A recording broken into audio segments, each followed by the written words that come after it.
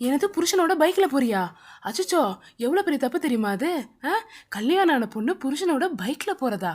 4 பேர் பார்த்தா என்ன நினைப்பாங்க? அவன் 1000 வேலை இருக்கு, அவன் போகிறான், அவன் செஞ்சுட்டு வர போகிறான், நீ இன்னும் தொண்டை தேடிட்டு பின்னாடியே போகிறது. உனக்கு வேலை இல்லையா?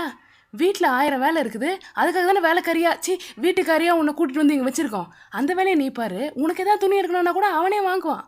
நீ ஜஸ்ட்டு ஃபோனில் பார்த்தா போதும். நீ நேர்லலாம் அவன் கூடலாம் போகணுன்னு கனவுல கூட நினைக்காத. இதெல்லாம் எங்கள் குடும்பத்துக்கு சரிப்பட்டு வராதுப்பா. அவன் கூட பைக்கில் போனது மட்டும் இல்லாமல் ஹோட்டலில் போய் சாப்பிட்டு வேற வந்திருக்கேன். இதுதான் குடும்பம் நடத்துகிற பொம்னாட்டியோட லட்சணமா? அவன் சாப்பிட்டோம். நீ நீ எதுக்கு இருக்கிற வீட்டில்? நீ சோறாக்கி வச்சு அவன் வந்து சாப்பிட்றதுன்னு உன்னை கட்டி வச்சாங்க. நீ போய் ஹோட்டலில் சாப்பிட்ற. குடும்பம் நல்லா விளங்கி பார். புரட்டாசி மாதம் வருது, 1 மாதத்துக்கு நான்வெஜ் பக்கமே நீ தலை வச்சு படக்கூடாது சொல்லிட்டேன். அவன் வேலைக்கு போகிறதுல சாப்பிட்லாம், அவனுக்கு கணக்கு கிடையாது.